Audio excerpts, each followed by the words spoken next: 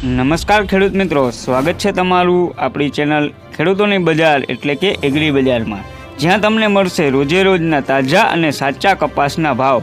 તો ખેડૂત મિત્રો, દરેક માર્કેટ યાર્ડના ભાવ જાણવા હજી સુધી ચેનલને સબસ્ક્રાઇબ ના કરી હોય તો કરી લેજો અને બાજુમાં રહેલ બેલ આઇકોન દબાવી દેજો, જેથી રોજે રોજના તાજા દરેક માર્કેટ યાર્ડના કપાસના ભાવ તમને મળતા રહે।